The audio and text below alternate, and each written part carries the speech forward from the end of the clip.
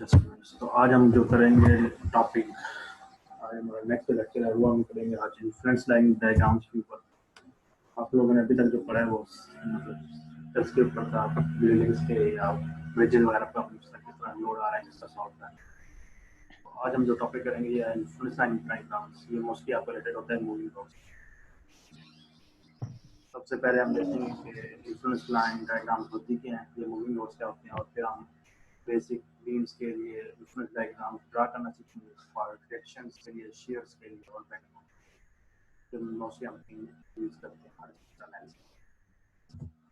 सबसे पहले influence lines होती क्या हैं, जब भी किसी स्ट्रक्चर पे कोई आपका मूविंग लोड आ रहा हो या जिसे हम कहते हैं लाइव लोड आ रहा हो, और with the passage of time उसका मैग्नीट्यूड भी चेंज हो रहा है, उसकी वेरिएशन भी चेंज हो रही है, उसे हम कहते हैं, उस लोड को हम एनालिसिस करते हैं थ्रू इंफ्लुएंस लाइंस। तो ये फ्रेंड लाइंस पर हम इनको यूज भी करते हैं, उसी इनको फिर आप इनसे आप रिएक्शन भी निकाल सकते हो, शेयर भी निकाल सकते हो, बेंडिंग मोमेंट भी निकाल सकते हो, और डिफ्लेक्शन भी फाइंड कर सकते हो किसी भी एक स्पेसिफिक पॉइंट पे। इसकी लिमिटेशन वही है कि आपको एट अ टाइम सिर्फ एक पॉइंट पर वैल्यू बताएगा, तो फिर उस वैल्यू को यूज करके आप करस्पॉन्डिंग दूसरी वैल्यूज को कंपेयर करते हो, तो वहाँ पे किस पॉइंट पर इसका शेयर रिएक्शन ज़्यादा आ रहा है या शेयर फोर्स ज़्यादा आ रही है, तो बेंडिंग वैल्यू ज़्यादा आ रही है।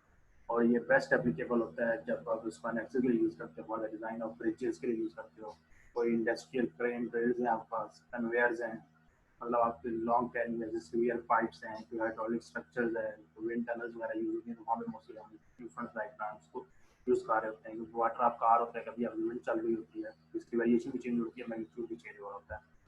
तो ऐसे, या फिर नेक्स्ट ये है कि स्ट्रक्चर आपका पूरे स्ट्रक्चर के ऊपर या पूरे स्पैन के ऊपर आपका लोड चेंज हो रहा हो, मतलब सेम स्टैटिक लोड ना हो, आपका मूविंग लोड आ रहा हो या वेरिएशन हो रही हो, तो उस टाइम हम यूज करते हैं इन्फ्लुएंस लाइन। और ये यूज भी मोस्टली उन्हीं मूविंग लोड्स के लिए ही यूज करते हैं, हम इनको स्टैटिक लोड की यूज हम भी कर सकते हैं इन्फ्लुएंस डायग्राम की वजह से। तो जैसे मैंने बताया कि नॉर्मली तो हम ये करते हैं कि shear force bending moment diagram में हम क्या देखते हैं, हमारे पास लोड की वैल्यू फिक्स होती है, मतलब किसी एक पॉइंट पे सपोज अज्यूमिंग के मिडल ऑफ द बीम आपका 5 जो लोड लग रहा है, तो वैल्यू वही फिक्स रहेगी, 5 के पी रहेगी, उसकी वैल्यू कोई इंक्रीज या डिक्रीज नहीं करती। लोड कब चेंज होती है, bending moment shear force value, तब वहाँ पे किसी पॉइंट पे जाके उसकी लोड की वैल्यू चेंज हो रही है दूसरे पॉइंट पे जाके, या क्रॉस सेक्शन यूज करते हैं तो हम उस टाइम हम नॉर्मली शेयर फोर्स और बेंडिंग मोमेंट डायग्राम यूज करते हैं, वो स्टैटिक लोड्स के लिए। दूसरी टाइप ये होती है कि आपका क्रॉस सेक्शन सेम रहे, सिर्फ आपका लोड मूविंग हो। जैसे सपोज आपकी पहले कोई ब्रिज है, पहले गाड़ी आपकी इस पॉइंट पे थी, उसके बाद वो दूसरे पॉइंट पे चलेगी, फिर थर्ड पे, fourth, six, seventh, and at the end वो पे एक पॉइंट सेंटर होकर दूसरे पॉइंट से वो लीव कर देती है। इस टाइप को स्ट्रक्चर को एनालाइज करने के लिए किस तरह उनका एक पर्टिकुलर टाइम पे कितना मैक्सिमम लोड ले सकते हैं, कितना मैक्सिमम शेयर ले सकते हैं, या मैक्सिमम बेंडिंग वहाँ पे कितना आ सकते हैं, उसके लिए हम यूज करते हैं इन्फ्लुएंस डायग्राम का।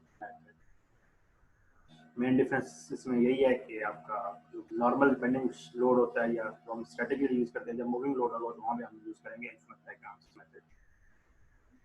पहले अब हम इसको देख लेते हैं कि इन्फ्लुएंस डायग्राम्स को हमें यूज कैसे करना है। बारी बारी देख लेते हैं, पहले एग्जांपल हम रिएक्शन के लिए देख लेते हैं, फिर हम एग्जांपल शीट्स के लिए कर लेंगे, एट द एंड फिर हम इसको मूवमेंट्स के लिए देख लेंगे, इसको सॉल्व कैसे करना है। तो जब सपोज आपके पास ये एक बीम है, ए बी, कोई भी आपका ब्रिज स्ट्रक्चर है या बीम है आपके पास, अज्यूमिंग के बीम ही है, तो उसमें आपने डायरेक्टली का डायरेक्शन फाइंड करना है किसी भी एक पॉइंट पे। तो मैंने आपको बताया था कि मेथड की लिमिटेशन यही है कि आपको ये सिर्फ किसी एक पॉइंट पे आपको उसकी वैल्यू बताएगा, जैसे या फिर आपको एट अ टाइम दोनों पॉइंट पे वैल्यू नहीं फाइंड कर सकते। डिफरेंस डायग्राम आप सिर्फ या बी के लिए ड्रा करोगे या सिर्फ आप ए के लिए ड्रा करोगे। अगर आप दोनों के लिए ड्रा करेंगे तो आपको बारी बारी ड्रा करनी पड़ेगी, पहले ए की निकाल लो, फिर आप उसके बी निकाल लो। तो दूसरा हम करते क्या है कि एज्यूम करते हैं कि सबसे जो आपका मूविंग लोड है उसकी जो मैग्नीट्यूड है वो हम हमेशा उसको वन यूनिट से मुराद, मतलब अगर वो आपका एफपीएस में होगा तो 1 के हो जाएगा, अगर ऐसा ही यूनिट में होगा तो 1 किलोमीटर हो जाएगा। तो एज्यूम करते हैं कि वो 1 यूनिट है जो भी इसकी वैल्यू, और उसको एज्यूम करते हैं कि वो एट ए डिस्टेंस एक्स पे है, एक्स के अननोन डिस्टेंस, हमें नहीं पता कि उस पॉइंट किस टाइम पे उसकी वैल्यू कितने डिस्टेंस पे होगा। तो हो सकता है कि वहाँ ए से आपका 1 मीटर पे भी हो सकता है, 2 मीटर पे भी हो सकता है, 3, 6, 7, 8, 9, 10 किसी पॉइंट में भी आपका हो सकता है, उसकी वैल्यू चेंज हो रही है। तो हम इसको एज्यूम कर लेते हैं कि मूविंग लोड आपका 1 के पे और उसका मैग्नीट्यूड डिस्टेंस क्या है एट पॉइंट एक्स है, किसी भी एक्स साइड आप इस प्लेस एक्स ले सकते हो, आपकी मर्जी है। पॉइंट ए की साइड से ले लो या कैंटिलीवर की साइड से ले लो, या पॉइंट बी की सपोर्ट से ले लो, या आपकी मर्जी किस पॉइंट पे। अभी हमने फाइंड क्या करना है, डायरेक्शन एट बी। तो सबसे पहले आपने मैंने आपको बताया था कि कोई भी क्वेश्चन आ जाए एनालिसिस में, सबसे पहले हम क्या करते हैं उसके हम रिएक्शन जी फाइंड करते हैं। और रिएक्शन फाइंड करने के लिए आपने क्या करना है, किसी भी स्पॉट पे आपने मोमेंट लेना है। इस केस में हमने क्या किया कि पॉइंट ए पे जो है हमने मोमेंट ले लिया।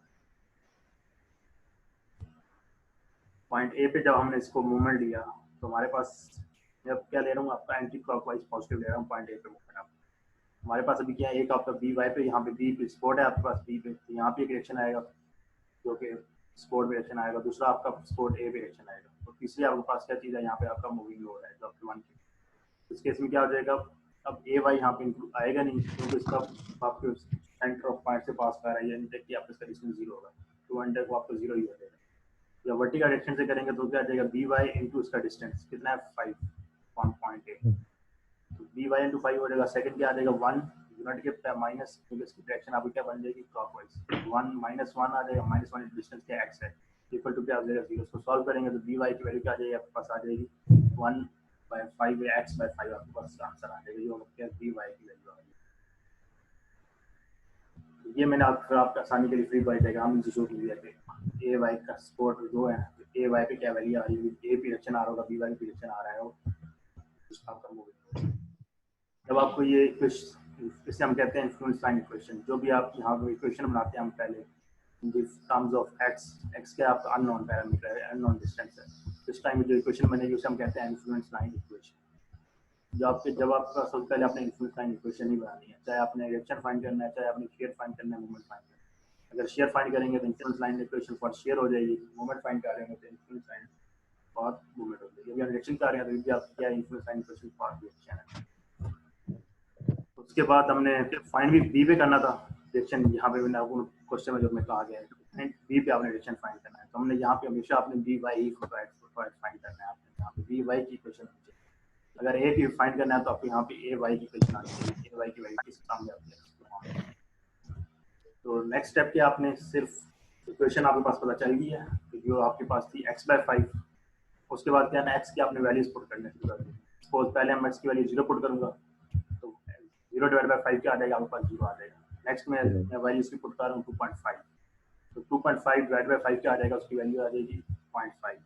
देन मैं इसको 5 पुट कर रहा हूँ, 5/5 क्या आ जाएगा आपके पास 1 आ जाएगा। देन 7.5 डिवाइडेड क्या आ जाएगा 1.5, एंड देन 10/2 आपके पास क्या आ जाएगा 5 आ जाएगा। तो एक्स रिएक्शन फाइंड हो जाए, इक्वेशन बन जाए, उसके बाद आपने ये टेबल बनाना है। टेबल मतलब एक्स की वैल्यू कहाँ से स्टार्ट करेंगे, जितनी भी आपकी बीम का स्पैन है। सपोज हमारे बीम का स्पैन 0 से लेकर कितना था, मैक्सिमम 10 तक था, आपके पास 2 स्पैन थे, एक 5 मीटर का एक था ए टू बी, और फिर आपका बी से कैंटिलीवर पोर्शन था 5 मीटर, बी टू बी कितना 10 मीटर का। टोटल ये कहाँ तक जाएगी, इसकी वैल्यू 0 से लेके 10 तक, ये जितना भी आपका बीम लेंथ है और उसका स्पैन है। उसके बाद आपकी ये जो डिवीजन करनी है, ये अब आप में मर्जी, आप इसको 5 पार्ट निकाल लें, 3 पार्ट्स निकाल लें, 4 पार्ट्स निकाल लें, ये आप पे डिपेंड करता है, आपकी मर्जी, इस पर कोई रिस्ट्रिक्शन नहीं होती। लेकिन जनरली मिनिमम आपके पास जो एक्सेप्टेबल या प्रैक्टिकल पैरामीटर है वो आपके पास मिनिमम 4 वैल्यूज होनी चाहिए। तो मैंने इसको 5 पे डिवाइड कर लिया था, तो मतलब 0 पे तो आपको वैसे ही 0 आना था, तो 10/4 करेंगे, इसको जिनमें 4 पार्ट्स में इसको डिवाइड कर रहा हूँ। 10/4 क्या आ जाएगा, प्लस 2.5 आ जाएगा। 2.5 के इंटरवल से मैंने इसकी सारी वैल्यूज, इनकी वैल्यूज फाइंड कर ली उसी इक्वेशन जो पीछे यहाँ पे क्वेश्चन निकाली थी, B Y equal to x/5। जब ये टेबल बन जाए उसके बाद आपने सिंपल उसका ग्राफ ड्रा करना है या इन्फ्लुएंस डायग्राम ड्रा करना है। इसमें क्या हो जाएगा, एक्स पे आपके पास tan ऑफ द बीम आ जाएगा, बी वाई पे आपके पास आ वाई एक्सिस पे जो आ जाएगी, जो भी आपका पैरामीटर आपने फाइंड करना है। अभी हमने डायरेक्शन फाइंड करना था बी पे, तो इसलिए बी वाई आ गया। जब शेयर कर रहे होंगे तो यहाँ पे शेयर आ जाएगा, शेयर एट बी, मूवमेंट करेंगे तो मूवमेंट एट बी आ जाएगा। उसके बाद आपने सिर्फ पॉइंट मार्क ही करने हैं। सबसे पहले आप अपने एक्सिस डिफाइन कर लो कि आपका 1 क्या है, 2 क्या है, 3 क्या है। तो मैंने बताया था, मैंने 5 पॉइंट्स में किया, तो यहाँ पे 0 है, यहाँ पे आपके पास 2.5 था, देन 5, 7.5 एंड देन 10। इसी तरह आप वर्टिकल एक्सिस में भी डिफाइन कर लो, आपके पास उसकी मार्किंग डाल लो। सपोज ये 0 था, देन मेरे पास वैल्यू 0.5 में आ गया, 0, 0.5, 1, 1.5 एंड देन 2 आ गया, उसको इस मार्किंग में डिवाइड कर लिया। उसके बाद आपने डिफरेंट पॉइंट्स को मार्क करना है। पहला 0, 0 पे आ जाएगा, जब ओरिजिन पे आएगा। उसके बाद आप फिर ये आ जाएगा 2.5 एंड 1 पे, देन आपका 5 एंड 2, 1। अब ये इसको बात कंफ्यूज नहीं करना, पहला पहली भी जो भी होगी आपकी एक्स की होगी वो आपकी एक्स एक्सिस पे है, बी वाई आपका वर्टिकल एक्सिस पे है, तो उसको उधर लेना है। तो उसकी वैल्यू उधर आ जाएगी, बी वाई की तीसरी वैल्यू न्यूमरेटर की। इस तरह जितने भी आपके पॉइंट्स आपने पहले ड्रा किए हैं उन सब पॉइंट्स को एट द एंड आप उनको ज्वाइन कर दें आपस में, तो जो एट द एंड आपकी डायग्राम बनेगी उसे हम कहते हैं इन्फ्लुएंस डायग्राम। तो ये आप यहाँ तक ये क्वेश्चन, बस ये आपने जब एंड डायग्राम बना ली थी, यही आप बेसिकली आपकी डायग्राम थी जो आपने ड्रा करने की रिक्वायर्ड थी, जिसे हम कहते हैं इन्फ्लुएंस डायग्राम फॉर पॉइंट। अब इसके मुताबिक डी वाई पे जो आपका है मैक्सिमम रिएक्शन कब आएगा, जब उस 10 पे होगा या कैंटिलीवर पे होगा, तो डी वाई पे मैक्सिमम रिएक्शन आ रहा होगा जब आपका लोकल 10 पे जा रहा होगा। अभी तक इस क्वेश्चन में किसी को कोई डाउट है? क्वेश्चन नहीं सर, क्लियर है? हाल तो कोई मसला नहीं। आगे चलें। अच्छा, नेक्स्ट रिएक्शन तो आपने इस तरह फाइंड करना, लिटिल भी क्वेश्चन उसके बाद सपोज आपके पास नेक्स्ट पार्ट है, आपने उसके अंदर शेयर डायग्राम ड्रा करनी है शेयर फोर्स के लिए। तो सपोज ये आपके पास बीम है ए टू बी, तो टोटल बीम का यहाँ पे लेंथ कितनी तार है 12 है, 4 4 प्लस 4 प्लस 4 12 आ जाएगी आपके पास। तो आपने फाइंड करना share at point C. Point C आपको गिवन है यहाँ पे, दैट डिस्टेंस ऑफ 4 मीटर है फ्रॉम ए। तो पहले आपकी फंक्शन है मूविंग लोड, आपको गिवन भी हो सकता है, ना भी गिवन हो तो आपने एज्यूम भी कर सकते हैं कि आपके moving load whether A to C में होगा या सी टू बी होगा। इससे फर्क नहीं पड़ता कि आपका मूवमेंट लोड चाहे यहाँ पे है या जहाँ पे हो या फिर आपके इस पॉइंट पे हो, उससे कोई फर्क नहीं पड़ता। मूविंग लोड आप किसी स्पैन में भी किसी लोकेशन पे भी आप उसको फाइंड कर सकते हो, एज्यूम कर सकते हो। फिर आप उसका डिस्टेंस ले लो एक्स, चाहे आप राइट साइड से ले लो चाहे लेफ्ट साइड से ले लो। पहला स्टेप में आपको बताया था कि हमेशा आप निकालने हैं डायरेक्शन निकालने हैं। तो वही हमारे पास बीम है। सबसे पहले हमने स्पॉट ए पे थी, दूसरी आपकी बी पे थी। स्पॉट ए पे हमने पहले मोमेंट लिया, तो उसके पास क्या आ जाएगा x इंटू 1 आ जाएगा आपके पास, तो x का डिस्टेंस है इंटू यूनिट लोड जो हम एज्यूम करते हैं इन्फ्लुएंस साइंस के लिए, तो x इंटू 1 आ जाएगा। ये आपके पास माइनस बी वाई पे एक्शन आ जाएगा यहाँ पे, तो बी वाई इंटू 8 ये आपके पास माइनस टोटल डिस्टेंस 8 है इंटू बी वाई का। उसको सॉल्व करेंगे तो बी वाई की वैल्यू क्या आ जाएगी आपके पास x बाई 8 आ जाएगी तो रिएक्शन। इसी तरह फिर आपके पास जहाँ पे दो स्पोर्ट्स आ रही थी, तो अभी हमने दूसरे पे वैल्यू फाइंड कर ली है। दूसरे पे क्या इक्वेशन एफ वाई इक्वल 0 करेंगे तो उसमें आपके पास वर्टिकल इक्वेशन में आपके पास कौन सी वैल्यू आ रही है, आपके पास ए डायरेक्शन आ रहा है, बी डायरेक्शन आ रहा है और मूविंग लोड है जो आपका डाउनवर्ड आ रहा है। डायरेक्शन आपके अपवर्ड है वो पॉजिटिव हो जाएंगे, मूविंग लोड आपके पास डाउनवर्ड है तो आपके पास वैल्यू नेगेटिव हो जाएगी साइन के बाद। अभी हमने पहली चीज उसके बाद उसको सॉल्व करेंगे। बी वाई की वैल्यू में पहले ऊपर हमने कैलकुलेट कर लिया, तो उसकी जगह वैल्यू पुट कर देंगे। बी वाई की जगह वो क्या आ जाएगी -1/8, ए वाई की डायरेक्शन क्या आ जाएगा 1 माइनस एक्स बाई 8। यहाँ तक तो दोनों के लिए सेम हो जाए। रिएक्शन निकालें, शेयर फोर्स निकालें, बिल्डिंग सब पॉइंट्स में यहाँ तक आपने करना है। रिएक्शन में क्या होगा, ये डायरेक्ट यहाँ से आपके पास इक्वेशन मिल जाएगी, इस इक्वेशन में आप वैल्यूज पुट करेंगे, इन्फ्लुएंस डायग्राम ड्रा करने। उसके बाद शेयर फोर्स और बेंडिंग मोमेंट। शेयर फोर्स के लिए मैंने आपको बताया था कि शेयर फोर्स वो पॉइंट होती है जहाँ पे सेक्शन आपका बेसिकली ब्रेक खा जाता है। जैसे ये आपके पास बीम तो यहाँ से जब सेक्शन आपका पॉइंट सी पे ब्रेक खा जाएगा। अभी आपके पास दो सेक्शन मान लिया, एक आपका ए टू सी हो जाएगा, दूसरा आप बी टू सी कह लें या सी टू बी कर लो। मतलब आप एक सेक्शन आपका ये हो जाएगा ए टू सी, जिस पॉइंट पे आपने सी पे फाइंड कर लिया। जिस पॉइंट पे भी आपने शेयर फोर्स या बेंडिंग मोमेंट फाइंड करना है वहाँ पे आपने उस बीम का अपने वहाँ पे उसको तोड़ दें या उसका सेगमेंट बना दें। तो क्या हो जाएगा, एक सेक्शन आपका ए टू सी हो जाएगा, एक साइड उसका लेफ्ट हो जाएगा, दूसरा उसकी राइट साइड हो जाएगा। एंड पे इसको मैंने पॉइंट को खुद डी का नाम दे दिया, क्वेश्चन में गिवन नहीं लेकिन खुद इसको पॉइंट डी का नाम दे। तो उसके बाद आपकी मर्जी, आप सेक्शन कोई एक को आपने चूज करना है, शेयर फोर्स हो या बेंडिंग मोमेंट हो, तो आप सेक्शन आपकी मर्जी है, सेक्शन ए टू सी लो या सी टू डी लो, इससे फर्क नहीं पड़ता, कोई एक सेक्शन चूज कर लो। सपोज मैंने सेक्शन ए टू सी ले लिया, जब ए टू सी लूंगा तो आपके पास दो कंडीशन बनती हैं, या लोड आपका सेक्शन ए टू सी के अंदर होगा, उसके अंदर मूव कर रहा होगा, या फिर दूसरी कंडीशन ये हो सकती है कि लोड आपका ए टू सी से पास करके दूसरे सेक्शन में चला जाए, या आपके पास दूसरा सेक्शन जो सी और डी है उसमें चला जाए। तो ये आपके पास दो कंडीशन है, when moving load is in between A to C, और दूसरी कंडीशन क्या है, बिटवीन सी टू डी या outside of A to C, उसको कह सकते हैं। जब इन बिटवीन ए टू सी होगा तो आपके पास जो उसका रेंज होगी लोड मूविंग करनी, वो कहाँ से हो सकती है 0 से लेकर 4 मीटर तक, क्योंकि यहाँ पे जो डिस्टेंस था ए टू सी की जगह वो था 4 मीटर का था, तो उसकी रेंज हो सकता है 0 से 4 तक, वो 0 पर भी हो सकता है, 4 पे भी हो सकता है, एग्जैक्ट पॉइंट सी पे भी हो सकता है। उसके बाद आपने फिर वो शेयर फोर्स निकालनी है एट पॉइंट सी पे, तो शेयर फोर्स एट सी में निकालेंगे तो हमारे क्या आ जाएगा, सिर्फ आपका एक रिएक्शन आ रहा होगा ए वाई का, और दूसरा जो उसका यहाँ पे डाउनवर्ड लोड लग रहा है, ए वाई माइनस 1 हो जाएगा। ए वाई की वैल्यू हमने पहले दूसरे कैलकुलेट की है, वो कितनी थी 1 माइनस एक्स बाई 8, उसमें से माइनस 1 माइनस करेंगे तो आपको पास आंसर तो सॉल्व करें सिम्प्लीफाई करें, ये आपके पास आ जाएगा माइनस एक्स बाई 8। जब आपकी वैल्यू 0 to 4 होंगी तो उसकी आंसर क्या आ जाएगा, माइनस एक्स बाई। दूसरी कंडीशन क्या है कि आपका मूविंग लोड इस सेक्शन से क्रॉस करके आउटसाइड एसी चला जाए, मतलब सीट डी चला जाए, तो उस केस में वीसी में क्या हो जाएगा, सेक्शन में ये जो लोड है, यही जो लोड यहाँ से आपका जब मूव कर जाएगा पीछे, ये लोड इस केस में यहाँ पे इधर नहीं रहेगा, ये लोड आपका इधर आ गया, तो उस केस में सेक्शन एसी में क्या रह जाएगा, सिर्फ आपका कुछ नहीं रहेगा, सिर्फ आपका रिएक्शन ए वाई रह जाएगा, तो फिर आपका एसी के इक्वल हो जाएगा ए वाई।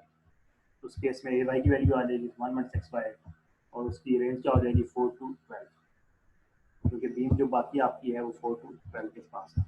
टोटल जो रेंज 12 थी, तो पहला 0 to 4 थी, दूसरा बी टू सी आपके पास 4 है और सी टू डी भी 4 है, टोटल कितनी हो जाएगी 4 to 12 हो जाएगी। तो इनडायरेक्टली आपके पास ये दो इक्वेशन बन गई final form, V C is equal to minus X by 8 जब आपके पास वैल्यू उसकी 0 to 4 हो, और दूसरी V C is equal to 1 minus X by 8 जब उसकी वैल्यू एक्स टू 4 to 12 हो, जब एक्स की वैल्यू। इन दो इक्वेशन को आपने यूज करना है, और इनको यूज करके फिर हमने आगे इनकी इसमें डायग्राम ड्रा करना है। अभी हमारे पास ये दो इक्वेशन में जो हमने पीछे बनाई थी वही दो इक्वेशन का यहाँ पे लिखी हुई है। तो अब आपने करना क्या है कि जब आपकी वैल्यू 0 to 4 के दरमियान होगी तो उस टाइम आपने ये इक्वेशन यूज करनी है। जब आपके पास वैल्यू 4 से एक्सीड कर जाए, मतलब 5, 6, 7 हो जाए टिल 12 तक, तो फिर आपने ये इक्वेशन यूज करनी है। उसके बाद मैंने बताया था इक्वेशन बन जाए उसके बाद आपने टेबल ही बनाना है। टेबल बनाने के लिए पहले क्या करेंगे, जीरो वैल्यू पुट करेंगे, जीरो वैल्यू किसमें पुट करेंगे, एक्स में पुट करेंगे, माइनस एक्स बाई 8 हो जाएगा, माइनस 0 बाई 8 करेंगे तो क्या आ जाएगा, 0 आ जाएगा। सेकंड में क्या करेंगे हम, उसी value suppose X to 4 put कर रहा हूँ मैं, अभी इसका इंटरवल साइज जो 4 आती है, ऐसे निकाल दिया। तो अभी आप क्या करेंगे, 4 माइनस का मतलब क्या होता है, हम लेफ्ट साइड से आ रहे हैं, 4 माइनस और 4 प्लस, 4 माइनस का मतलब हम लेफ्ट साइड से 4 पे आ रहे हैं और हम इस साइड से अप्रोच कर रहे हैं 4, और दूसरा आप उसके राइट साइड से 4 का अप्रोच करेंगे तो 4 प्लस आ जाएगा। तो जब लेफ्ट साइड से करेंगे तो आपके पास इक्वेशन पहली वाली यूज होगी जो कि आपके पास थी माइनस एक्स बाई 8 वाली, ये आप यूज करेंगे तो माइनस 4 बाई 8 करेंगे तो माइनस 0.5 आ जाएगा आपके पास। फिर आपने 4 राइट साइड से जब अप्रोच कर रहे होंगे तो उस साइड में आपकी इक्वेशन क्या यूज हो जाएगी, 1 माइनस एक्स बाई 8, उसकी जगह क्या आ जाएगा, 1 माइनस 4 बाई 8 करेंगे तो क्या आ जाएगा, प्लस 0.5 आ जाएगा। फिर आप जब 8 पुट करेंगे तो 1 माइनस 8 बाई 8, 1 माइनस 1 0 आ जाएगा, तो आपका 0 स्टार्ट है। फिर आप करेंगे तो 1 माइनस 12 बाई 8, तो आपके पास क्या आ जाएगा, माइनस 0.5। उसके बाद आपने फिर वो एक्सेस ड्रा करने हैं, एक्स एक्सिस वाई एक्सिस पे आपके पास अब क्या आ जाएगा, शेयर फोर्स हम सी पे ड्रा कर रहे हैं तो वी सी आ जाएगा। उसके बाद आपने, मैंने बताया था वही आपने इंटरवल साइज जो आपने यहाँ पे लोकेट पहले अज्यूम किया होगा वही आप पहले 4 पे आ जाएगी, फिर 8 पे, फिर 12 पे। अब इसको फर्दर सिंप्लीफाई भी कर सकते हो, मतलब 2 की रेंज ला सकते हो, 2, 4, 6, 8, 10, 12 भी कर सकते हो।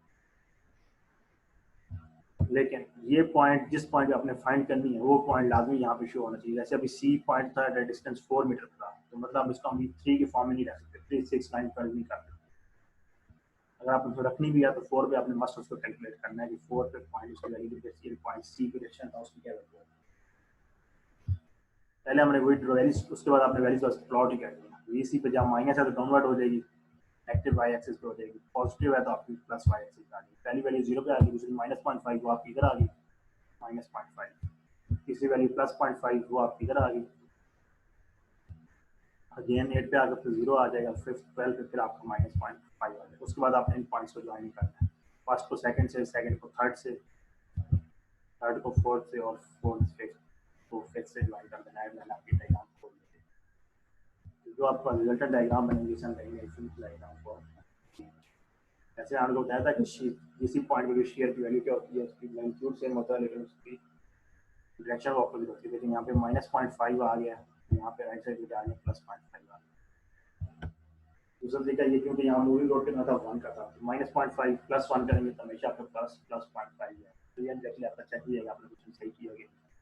तो यहाँ पे अगर इसकी वैल्यू माइनस 0.4 आ रही है तो यहाँ पे आपके पास प्लस 0.6, प्लस 0.2 आपके पास आनी चाहिए, 1 के डिफरेंस प्लस 0.6। जो भी इसको माइनस करेंगे ये डायरेक्टली आपको इक्वेशन से वेरीफाइड हो जाएगा। आप दोनों इक्वेशन आपने सही बनाई है कि नहीं बनाई, उनको सॉल्व किया सही तरह। अब इस क्वेश्चन में शेयर फोर्स वाले में किसी को कोई डाउट हो तो पूछ लो।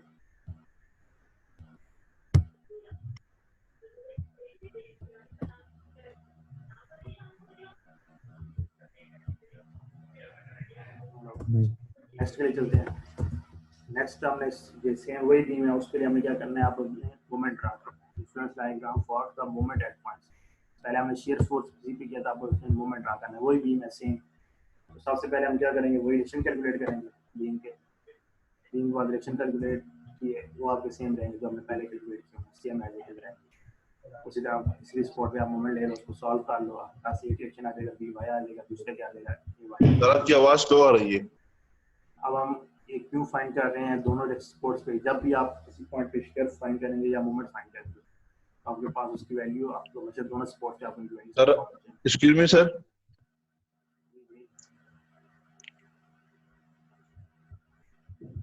हेलो।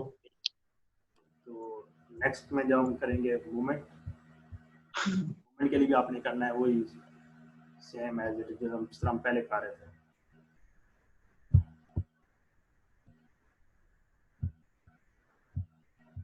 मूवमेंट के लिए वही आपने सेक्शन सेलेक्ट करना है, जिस तरह हमने शेयर फोर्स के लिए किया था। पहले हमने सपोज अज्यूम वही हमने सेक्शन सेलेक्ट कर लिया ए टू सी। जब मूविंग लोड आपका इन बिटवीन ए सी होगा तो आपके पास वैल्यू वही होगी 0 to 4 आपके पास रेंज हो जाएगी। जब आप उस केस में फिर आप उसका मोमेंट फाइंड करेंगे, जब इन बिटवीन ए टू सी होगा, मोमेंट में क्या आ जाएगा आपके पास ए वाई माइनस 1/8 इंटू डिस्टेंस 4 जो आपके यहाँ सी का फाइंड करना है, माइनस मूविंग लोड इंटू उसका डिस्टेंस। देखिए हमने उसका डिस्टेंस ये लिया हुआ है, हमने विद रिस्पेक्ट टू एक्स लिया हुआ है फ्रॉम पॉइंट ए। जब पॉइंट सी से करेंगे तो टोटल ये डिस्टेंस का कितना आ जाएगा, टोटल डिस्टेंस हमारे पास 4 है तो 4 माइनस एक्स हो जाएगा, तो इसलिए मैंने इसको यहाँ पे 4 माइनस एक्स मल्टीप्लाई कर दिया। जब बाकी आपने उसको सिंप्लीफाई करना है, सिंप्लीफाई करेंगे तो आपके पास मोमेंट की वैल्यू आ जाएगी। जैसे यहाँ हमारे केस में क्या आ जाएगी x/2 आ गई। दूसरा फिर आप वो सेकंड सेक्शन लेंगे, जब आपका लोड आउटसाइड द एसी लाई करेगा या बिटवीन सी डी होगा, तो लोड आपका इस दूसरे सेक्शन में यहाँ पे चला जाएगा दूसरे पॉइंट। उस केस में आपके पास रेंज क्या रह जाएगी, उस रेंज क्या है 4 to 12 है जो आपके सी के दूसरी साइड पे है। उस केस में आपके पास फिर आपके पास क्या हो जाएगी उसकी वैल्यू और मोमेंट की, सिर्फ आपके पास डायरेक्शन रह जाएगा ए वाई का। सेक्शन आपने दोनों केस में सेम ही रखना है, लोड आप मूव करेगा, लेकिन अगर इस पहले आप सेक्शन ए सी ले रहे हो फॉर कंडीशन 1, सेकंड के लिए भी आप सेक्शन ए सी ही लोगे। अब ए सी में क्या आ जाएगा, सिर्फ आपका डायरेक्शन आ जाएगा और डायरेक्शन इंटू उसका डिस्टेंस आ जाएगा। तो सॉल्व करेंगे दूसरी मोमेंट की इक्वेशन बन जाएगी, तो उनको फर्दर आप सिंप्लीफाइड फॉर्म में लिखो तो आपके पास पहली इक्वेशन ये है, जब उसकी रेंज 0 to 4 और x/2 है, दूसरी जब वैल्यू 4 to 12 हो तो टाइम मोमेंट की इक्वेशन आपके पास बन गई 4 माइनस x/2। नेक्स्ट स्टेप आपने, फिर मैंने आपको वही बताया था, आपने टेबल ड्रा करना है।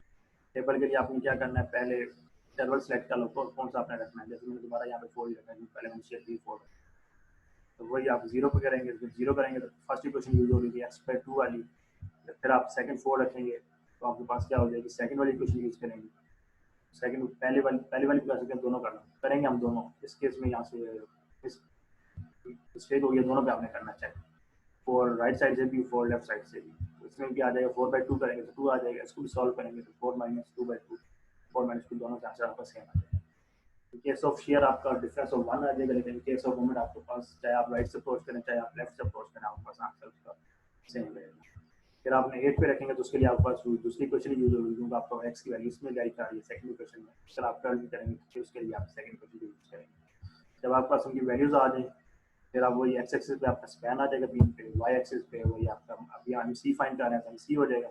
उसके बाद आपने पॉइंट्स की या एक्सिस की मार्किंग करनी है, उसका डिवीजन करनी है, उसके बाद आपने पॉइंट्स को मार्क करना है कि 4 पे उसकी वैल्यू कितनी आ रही थी, 2 आ रही थी, 8 पे 0 आ रही थी, 12 पे -2 आ रही थी, एंड देन सारे पॉइंट्स को ज्वाइन कर दो और फिर रिजल्टेंट जो डायग्राम आपके पास बनेगी इसे कहते हैं इन्फ्लुएंस डायग्राम फॉर मोमेंट। अभी इस लेक्चर में किसी को कोई मसला या क्वेश्चन है तो पूछ लो।